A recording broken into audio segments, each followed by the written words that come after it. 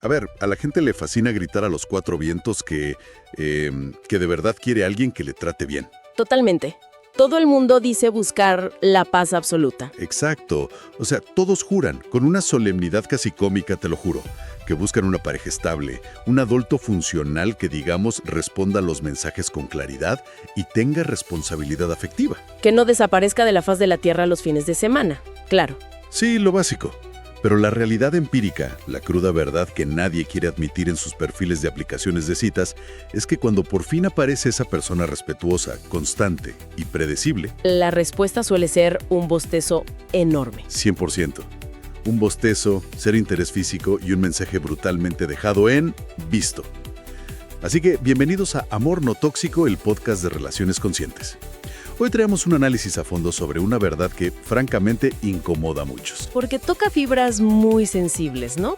Y ojo, no estamos aquí para lamentarnos sobre lo mal que está el mercado del amor. Para nada. El objetivo de esta inmersión profunda es ir directo a la biología del asunto. Explorar por qué tantas personas rechazan activamente a quienes les ofrecen estabilidad y se obsesionan de forma compulsiva con quienes activan su ansiedad. Es que esa obsesión tiene un nombre, un apellido y toda una maquinaria biológica detrás. Dejando de lado esa idea folclórica de que alguien tiene simple mala suerte en el amor. ¿Qué es lo que todos decimos para justificarnos? Exacto. Lo que revela la literatura clínica y neurobiológica es un proceso de condicionamiento muy específico. El cerebro está confundiendo, en un nivel puramente fisiológico, una señal de amenaza inminente con un deseo romántico arrollador. Vamos a desempacar ese mecanismo pieza por pieza. Porque el material que estamos revisando hoy arranca con un contraste que, golpea duro. Plantea que cuando alguien aparece todos los días, cumple sus promesas y muestra interés constante, el cerebro dice, bueno, no siento absolutamente nada. Un encefalograma plano. Cero chispa. Sí, cero. Pero si esa misma persona desaparece 3 días, ignora las llamadas y luego vuelve a las 2 de la mañana con un mensaje intenso y medio críptico, De repente surge una química incontrolable. un fuego absoluto. Y aquí es donde, la palabra química me parece que se está usando como la coartada perfecta para encubrir un ataque de pánico hecho y derecho. Es una coartada extremadamente efectiva, la verdad. El cuerpo siente cosas muy intensas y la mente necesita ponerles una etiqueta socialmente aceptable. Claro, porque no vas a decir, oye, me estás dando un microinfarto de estrés, qué romántico. Exactamente. Lo que la sociedad llama química en esos escenarios de inestabilidad constante es, a nivel fisiológico, una cascada masiva de hormonas del estrés. Para entenderlo, analicemos un momento el sistema nervioso autónomo. A ver, ilustremos un poco esa parte médica. Este sistema tiene 2 ramas principales. El simpático, que es el acelerador que nos prepara para pelear o huir, y el parasimpático, que es el freno que nos permite descansar y digerir. Ok, el acelerador y el freno. Justo. Cuando alguien que nos interesa se vuelve distante, frío o impredecible, nuestro cerebro reptiliano detecta una amenaza enorme a nuestra conexión social. Y, desde un punto de vista evolutivo, para un mamífero el aislamiento equivale a una amenaza de muerte literal. ¡Wow! O sea que el cuerpo pisa el acelerador a fondo y se prepara físicamente para sobrevivir, igual que si hubiera, un depredador salvaje en la habitación. Pero resulta que el depredador es un tipo que no ha respondido un WhatsApp desde el martes. Tal cual, el sistema nervioso simpático se dispara por completo. El corazón late más rápido para bombear sangre a las extremidades. La respiración se vuelve superficial, las pupilas se dilatan. O sea, un ataque de ansiedad de manual. Sí, la digestión se detiene y la mente se hiperenfoca en esa persona, ignorando todo lo demás. Es pura adrenalina y cortisol recorriendo el torrente sanguíneo. Y luego, y aquí está el truco final, ocurre cuando esa persona finalmente envía el mensaje o da una mínima muestra de afecto. El alivio extremo. El cerebro, al sentir que la amenaza de muerte ha pasado, libera un torrente de dopamina, que es el neurotransmisor de la recompensa. Ese alivio repentino de una tensión tan extrema se siente increíblemente eufórico. Es adictivo. Al escuchar la descripción de ese ciclo de cortisol seguido de dopamina, me doy cuenta de que estamos describiendo paso a paso la mecánica de una adicción a los juegos de azar o a ciertas sustancias. Es que neurológicamente es casi indistinguible. La famosa montaña rusa emocional no es una metáfora poética para vender libros románticos. Es una descripción literal de lo que ocurre en nuestros receptores neuronales. A ver, es como llevar una dieta basada exclusivamente en comida chatarra hiperprocesada. Me encanta esa analogía. Es que, piénsalo, si alguien pasa 10 años consumiendo azúcar refinada y potenciadores de sabor artificiales que hackean su cerebro, sus papilas gustativas se saturan. El umbral de lo que consideran sabroso se dispara por las nubes. Claro, necesitan estímulos cada vez más fuertes. Exacto. Si después les sirven un plato de comida nutritiva, digamos un salmón con verduras, su paladar no registra el sabor, les parece insípido. Y no porque la comida real sea mala, sino porque el receptor está atrofiado por la sobreestimulación química. Quieren que les devuelvan sus papas fritas radioactivas. Es una imagen muy gráfica, pero muy real. La sobreestimulación altera drásticamente el umbral base de cualquier individuo. En el contexto del apego humano, la previsibilidad sana, la comunicación clara y el respeto mutuo. Simplemente no generan esos picos masivos de cortisol. Exacto. Ni los rescates eufóricos de dopamina. Simplemente activan el sistema parasimpático, el freno que mencionamos antes, promoviendo la calma.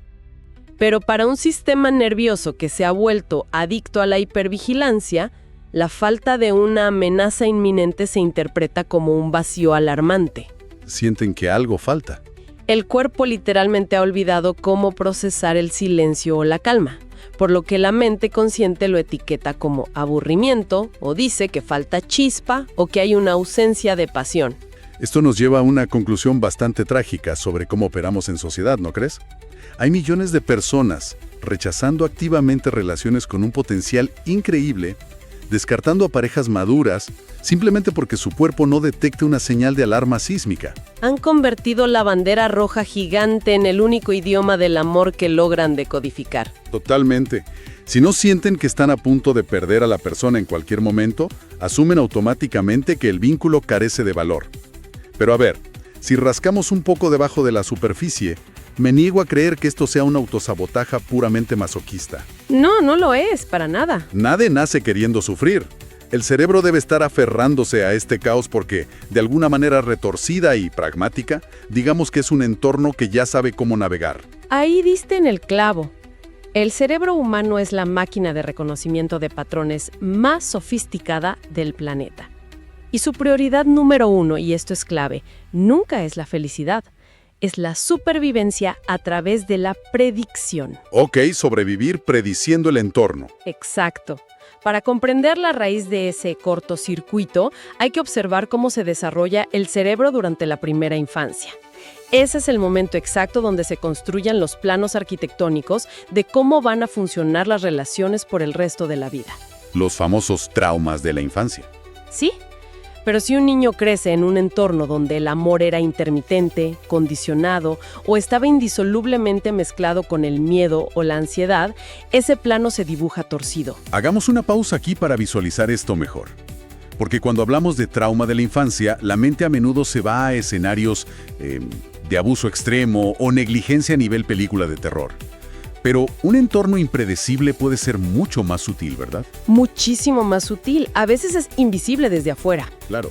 Podría ser simplemente tener que esforzarse desmedidamente para descifrar a un padre o a una madre emocionalmente inmadura. Imagina un niño de 6 años tratando de averiguar por qué su madre está distante hoy. ¿Es porque él hizo ruido o es por estrés del trabajo? Ese niño se convierte en un pequeño detective del estado de ánimo ajeno. Un detective hipervigilante en su propia casa. Es una dinámica dolorosísima donde el niño nunca sabe qué versión del adulto va a cruzar la puerta. Un día hay un cariño desbordante, casi invasivo, y al siguiente hay frialdad, silencio castigador o críticas impredecibles. Un terreno minado emocional. Tal cual.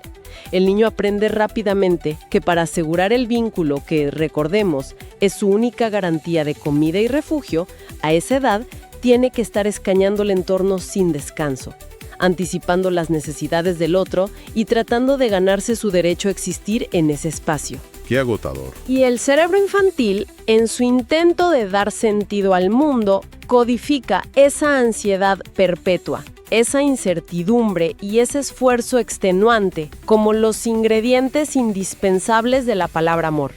Ecuación matemática del trauma-ansiedad es igual a amor. Pensando en el sistema nervioso como un aparato físico en nuestra casa, es como tener un detector de humo de última generación, pero que se calibró y se programó directamente dentro de un edificio en llamas constantes. Esa analogía captura el mecanismo fisiológico con una exactitud perfecta. Si un detector de humo se ajusta para operar en medio de un incendio forestal donde todo huele a ceniza, su umbral de normalidad incluye humo espeso, calor extremo y un caos ruidoso. Porque esa es su línea base. Detector. Y lo colocas en una casa tranquila, segura y libre de peligros, el aparato va a sufrir un fallo de sistema masivo. Al no detectar humo ni fuego a su alrededor, su programación asumirá que algo anda terriblemente mal o sentirá un vacío de datos.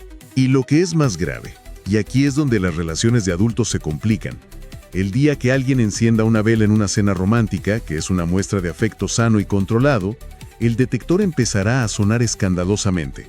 Su base de datos asume que cualquier pequeña chispa es el preámbulo de la catástrofe total. Y el resultado directo de eso en la vida adulta es que salimos a conocer gente escaneando desesperadamente la habitación en busca de incendios forestales. Si la persona que se sienta frente a nosotros en un café es emocionalmente madura, no juega con su teléfono, no nos hace dudar y nos trata con respeto básico, no detona nuestras defensas. Para nada. El detector de humo se queda en completo silencio. Y en lugar de pensar qué maravilla, estoy en un lugar seguro, nuestra mente dice, qué tipo tan soso, aquí no hay química, vámonos. La verdadera tragedia de todo esto es que vamos por la vida confundiendo la familiaridad reconfortante de un trauma antiguo con una verdadera atracción magnética. Confundir familiaridad con seguridad es el error de cálculo más frecuente y doloroso de nuestra biología. Para el cerebro primitivo, lo predecible, incluso si lo predecible es un dolor punzante, un rechazo constante o un caos absoluto, siempre es preferible a lo desconocido. Porque lo desconocido es peligroso. Claro, requiere gasto de energía extra. Evolutivamente, salir a lo desconocido te convertía en la cena de un tigre dientes de sable. Así que el individuo adulto se ve empujado magnéticamente, una y otra vez, hacia parejas inestables que le exigen operar en estado de crisis. Porque el cerebro ya es un experto maestro en ese terreno. Sabe perfectamente cómo ser el salvador empático, sabe cómo caminar sobre cáscaras de huevo para evitar explosiones y lamentablemente sabe cómo rogar por migajas de atención. Sí, domina esa coreografía a la perfección. Esto es fascinante y al mismo tiempo quita un peso de encima monumental, porque desarma por completo la narrativa dañina de que estas personas disfrutan sufriendo. Se juzga con una dureza increíble a quien vuelve repetidamente con una expareja volátil o a quien siempre tropieza con narcisistas. Se les etiqueta de tener baja autoestima, no, de carecer de voluntad o de disfrutar del drama. Exacto, siempre se asume culpa. Pero bajo la lupa de este análisis a fondo neurobiológico, vemos que no hay ninguna adicción consciente al dolor.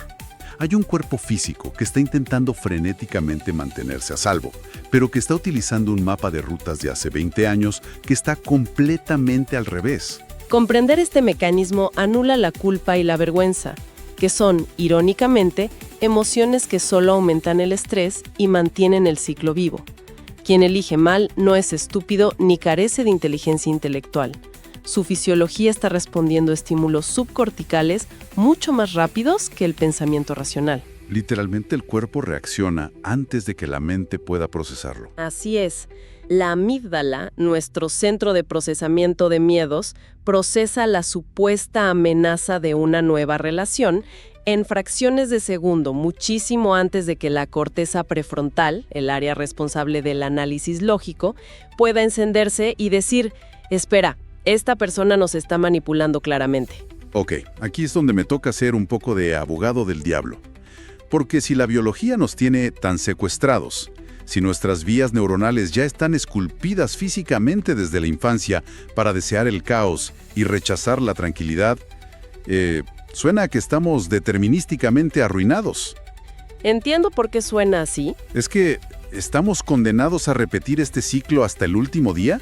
¿O de verdad se puede reescribir la programación de este detector de humo averiado? A ver, si el cerebro humano fuera rígido como el plástico duro, la respuesta sería sí, estaríamos completamente condenados.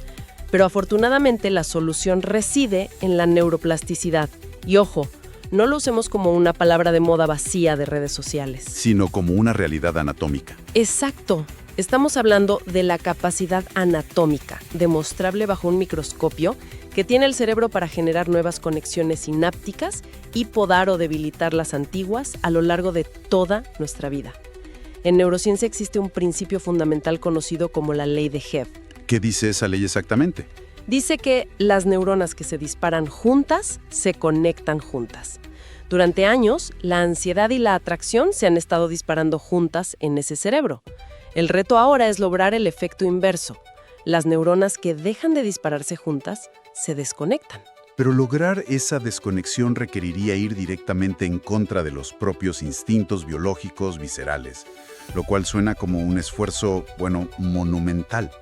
Si en una cita tu instinto grita, huye de esta persona respetuosa porque es aburrida a más no poder, desaprender el trauma implica obligarse a quedarse en medio de ese supuesto aburrimiento. Y te confirmo que el proceso de recableado neuronal es, sin exagerar, profundamente incómodo y agobiante al principio. Se asemeja mucho a lo que en la psicología clínica se trabaja mediante la terapia de exposición. Exponerte a lo que te incomoda para perderle el miedo. Justamente, significa tomar decisiones ejecutivas que contradicen a tu cuerpo. Elegir intencionalmente salir y seguir conociendo a personas que demuestran consistencia. Y cuando llegue esa inmensa sensación de vacío, de falta de chispa inicial, la tarea es no salir huyendo para buscar adrenalina en otra parte. Quedarte ahí, sintiendo la incomodidad de la paz.